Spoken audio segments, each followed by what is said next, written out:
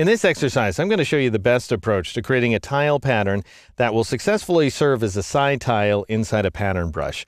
And it hinges on the use of a few path operations, including one that I don't use very often because it's so darn static, which is a crop operation inside the Pathfinder panel. I've saved my progress as BigBadZ.ai, and we're going to ignore the fact that the Z over here on the right-hand side looks so appallingly bad. And I'm going to have you scroll down to the bottom of the illustration and once again zoom in. And we're going to go ahead and take this object here, this group, and we're going to isolate it by double-clicking anywhere on any of those selected path outlines. And now what I'd like you to do is take this big rectangle right here and just get rid of it. Or if you like, you can just kind of move it aside for a moment and then grab the invisible rectangle, which will mean, of course, since it's invisible and hard to find, that you might need to marquee, or you can go ahead and switch to the outline mode to find it, what have you. And then, once you've selected that invisible rectangle, go ahead and press the I key in order to get the eyedropper and click somewhere inside of that larger rectangle to lift its attribute. So we get this kind of washed out purple color here. And then I'm going to press the V key to switch back to my black arrow tool. I'll click on the outline to that big rectangle and I'll get rid of it because we don't want it anymore. All right, now we've got to crop everything for real. By the way, we can't mask it or any of that jazz. We need to do a real hard crop. And in order to do that, apply a static Pathfinder operation, we need to take these strokes and we need to convert them to path outlines. So all of the objects that are stroked with the exact same color. That's the good news. So go ahead and select any one of them, like this circle right here. Then go up to this similar icon in the control panel, click the down pointing arrowhead and choose stroke color in order to select all of those objects that share that stroke color. Then go up to the object menu and choose path and choose outline stroke. Or if you loaded D keys, you can take advantage of that insanely, in my opinion, useful keyboard shortcut. If you can remember it, Control / or Command / on the Mac. And that goes ahead and converts all of those strokes to filled path outlines.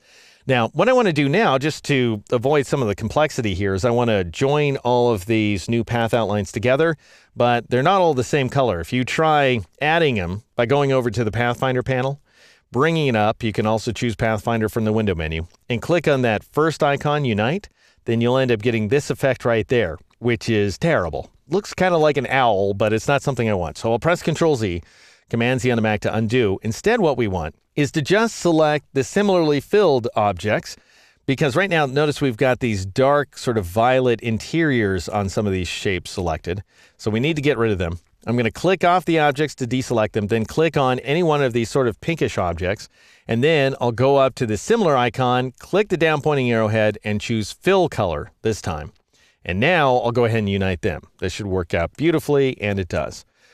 All right, here's the wacky part. Now we need to crop everybody. And in order to crop them, you need to move the thing that's going to serve as the crop to the front.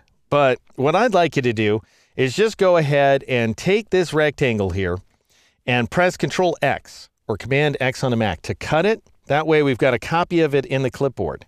Now press Control F or Command F on the Mac to paste it in front. Now, if that's all we wanted to do, there's other ways to achieve that if I just wanted to move that rectangle to front, but we need a copy in the clipboard as well. Now that we have this object in front, I'm going to go ahead and select all of these objects inside the group. And because we're in the group isolation mode, I could just press Control A or Command A on the Mac. And then, with the Pathfinder panel still visible, I'm going to drop down to the crop icon and click on it. And that goes ahead and performs a perfect crop. But you need to convert those strokes to filled path outlines before it's going to work.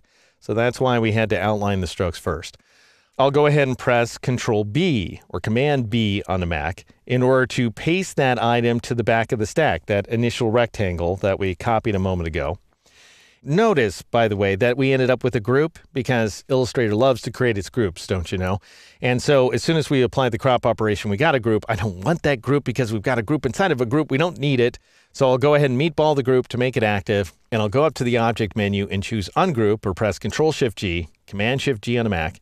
Now click off the path outlines in order to deselect them, and here's the cleanup part. I'm going to click on this thing here. What is this thing?